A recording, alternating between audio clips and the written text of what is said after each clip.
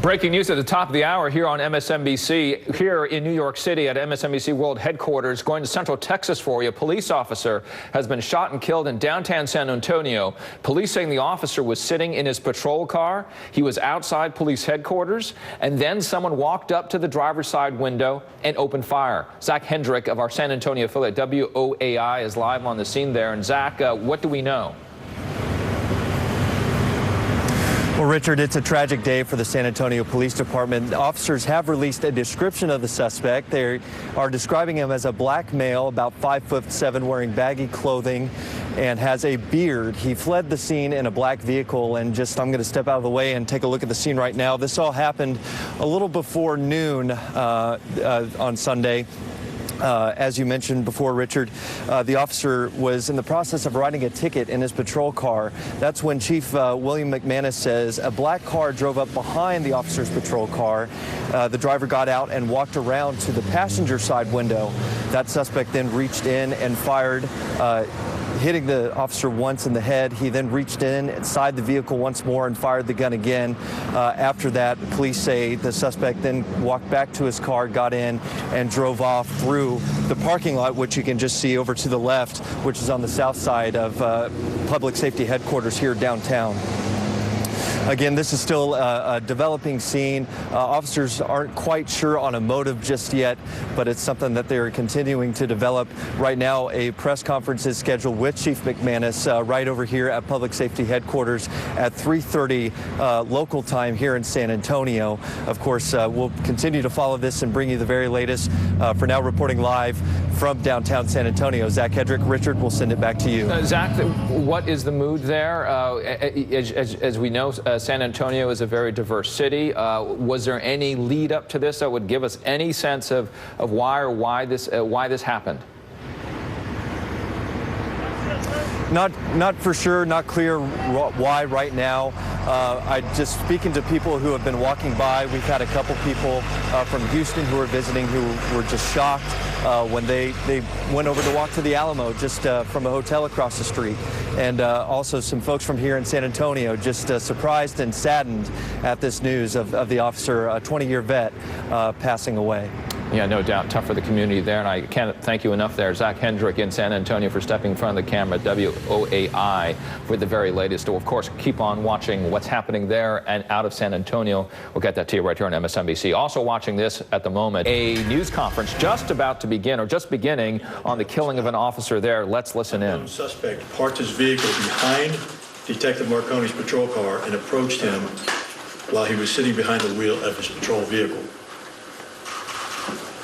When the suspect reached the driver's side door, he fired a gunshot toward Detective Marconi, striking him in the head.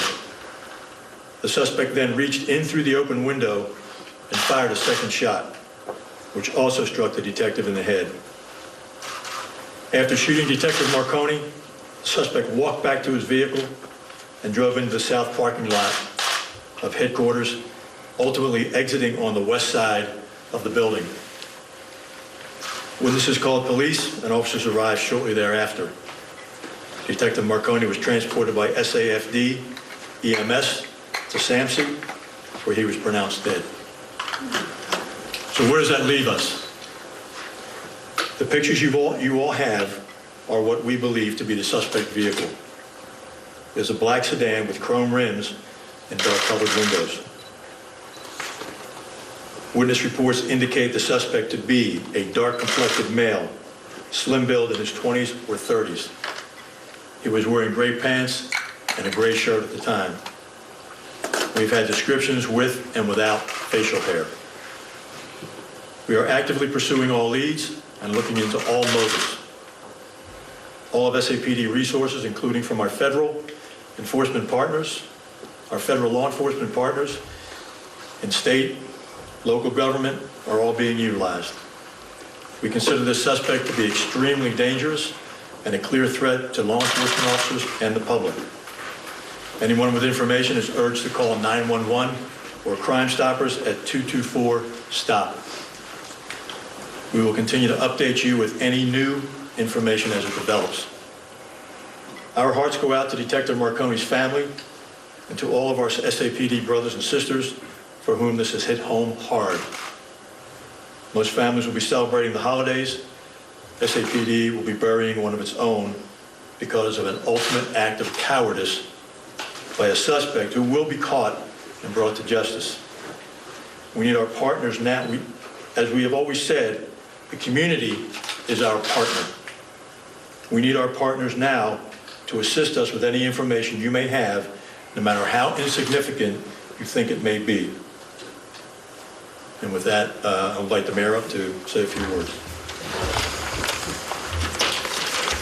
Chief, good afternoon. For that reason. Let me get your take quickly on his views on Russia, the Kremlin, Vladimir Putin, because let's city. When I left church this morning, I checked my phone and saw that there was an urgent message from the chief, and I certainly was floored by what he told me. On behalf of our city council, several of whom are here today, and all the citizens of our great city, I'd like to extend my condolences to the family of Detective Benjamin Marconi, and also to his brother and sister officers in our San Antonio Police Department. This type of senseless violence is unacceptable. I know that, as the chief mentioned, SAPD and our other law enforcement agencies are working to quickly apprehend the perpetrator who is a danger to our community. I ask for all San Antonians to be calm and prayerful, and of course, as the chief mentioned, to provide any information that may assist us in swiftly finding the shooter. The message that I heard at church today was about thankfulness, and as shocking and sobering as these tragic events are, I will say that I am thankful for the life and 20 years of service of Detective Marconi and for the thousands of SAPD officers who work each and every day to keep us safe. We'll take a couple of questions now. Zach? Chief, what reassurances are you giving to officers who are on patrol right now? We're hearing that they're being advised to not do traffic stops alone. That's correct. Officers have been advised, communications has been advised that when an officer makes a traffic stop, that he or she is to have cover. The original person that was pulled over, what were they stopped for, and is it believed that they're related at all to the shooter? I don't know what they were stopped for, and I don't believe they were related to the shooter. Does this have any connection with the officer involved shooting that was earlier in the day? And is there any update on that? Say that again? The officer involved shooting that was earlier in the day, is there any connection with it? And is there any update to that? We're looking at all possible motives, including that one. How old was Detective Marconi? Pardon? How old was Detective Marconi? 50 years old. And he's been in the force for 25 years? Is that 20 correct? years. 20 years. The front of the building had crime scene markers, as if the front of this building had something to do with it. Can you tell us anything about those markers on the front of the building? I don't know anything about that. Is protocol at SAPD headquarters going to be any different for citizens who want to come in and conduct the business that they would have on any other day? No. So do you know when things will return to normal here? You mean as far as the front goes being blocked off? As soon as they're finished processing the scene, they'll clear. Anybody have anything else? We'll keep you posted with updates. Thank you. Getting the very latest there out of San Antonio, Texas. A police officer shot today. The information we're just getting out of this news briefing. Detective Benjamin Marconi, 50 years old, a 20-year veteran of the San Antonio Police, the police chief, and as you could tell by the mood there, as well as from the Mayor Ivy Taylor, very somber. It's a Sunday. It is a Sunday before a major holiday. And even the questioning, normally this would go on for not 4 or 5 minutes. It could go on for 30 or 40 minutes. But it was very clear at this moment they want to find out who this suspect is. The suspect is at large, and they described that suspect, and I'll give you some of the details in case you may have information wherever you are at. Dark-complected, 20s or 30s.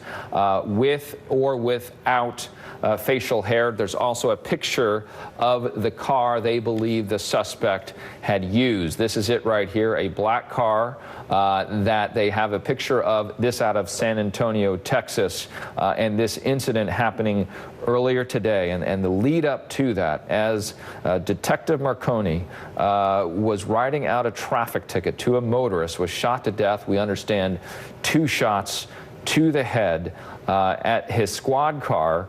Was outside of police headquarters. And then another driver pulled up from behind that individual, the suspect, getting out and then shooting Detective Marconi twice in the head. And the 50-year-old detective declared dead at the hospital close by right after being taken there. So still with us, Michael Balboni, former New York State Homeland Security Advisor. You've worked with state police before. This is not only tragic, but so many questions. The suspect is currently at large. They're trying to get more information. They've asked for it. They're working with federal, state, and local. Tell us about that coordination and what is going to be essential now in just hours after this incident. Well, a couple of things that have come out of the description of the event. First of all, this is incredibly chilling. You know, to walk up calmly and to fire 2 shots at a police officer sitting in a car and then walk back to the car in front of police headquarters, that evidences at least some type of military training, certainly incredibly calm and premeditated motives here. And of course, I'd love to know what the gun is. I'd love to know where the person came from ahead of time. Were there any other eyewitnesses? What are the traffic cameras in the area going to show? Was anybody in and around headquarters that could see this happen? And then we're looking at the pictures right here. Again, police headquarters, that's the mapping of it. And then we have the live picture that we were showing a second ago of what is happening right now, that area that's cordoned off. There's that live picture from just moments ago. It's taped now. Michael, when you see that scene, what are you seeing? I'm seeing someone who's incredibly brazen, someone who decided that they were going to get away with this, that they walked up, or they were ready to die for it. But the fact that he took off so fast and is still eluding people currently, this happened several hours ago. That says to me that this may have been planned. It certainly was premeditated. I want to know if the guy has any support. It is bold, as you're saying here, because this is police headquarters. Obviously, and we'll just state the obvious, a lot of security, many police officers there. Potentially, if there's ever to be a place in any city where there might be cameras, it would be at the police headquarters. If you take a look at the firearms training that law enforcement officers go through, if you talk to the FBI, they'll tell you that the act of shooting someone is an emotional act, except for the most professional, or people who have had a lot of training. So to just walk up to a squad car and shoot the person through the window and then reach in and then shoot the officer again says that this individual had something else going on. They were not the typical emotional pull the gun out and shoot. And just as easy as you think it is to hit someone, hit a target that close. People miss all the time on that, even trained officers. So that gives me a little bit of a profile about who this guy, at least some of his background might be. Yeah, we're just hours in here, Michael, and you heard the police chief say they are going to find this suspect. But as each hour moves on, and it appears the suspect has moved away from the car, because we have a picture of the car left behind, how crucial are the next 30, 40 minutes, if not 3 or 4 hours? So if he's on his own, and he's just done this without any support whatsoever, he's going to obviously go to ground, as we saw in the Chelsea bombing. This is a guy who now doesn't have any place to go, was found in a doorway. You could see something like that. However, if this was a planned attack and he had support, and that support's able to take him and get him out of this area, then your guess is as good as mine in terms of the time for apprehension. Quickly on the security measures, the cordon, if you are around police headquarters, typically, what are they? Well, first of all, you have a lot of officers usually going in and around. Right. And you have a lot of eyewitnesses. You have armed personnel in the area. If you talk about a deterrent, there's a lot of deterrent. Yes, there are generally cameras outside of police headquarters to try to see what kind of threats there are, but it depends upon what the headquarters look like. Lucky to have you here, Michael Balboni, former New York State Homeland Security Advisor. Thank you so much for being here to give us your reflections on what has happened there. Again, what we are just learning from a press briefing, a press conference just within the last 15 minutes. Again, Detective Benjamin Marconi shot in front of police headquarters there in San Antonio. Suspect at large, Detective Marconi, 50 years old, a 20-year vet. Very tough for this community as we begin our holiday week ahead of us. So, of course, here on MSNBC, continue to follow this story and much more. Stay with us. For now, we'll go to a short break, and after this, we return to normal programming.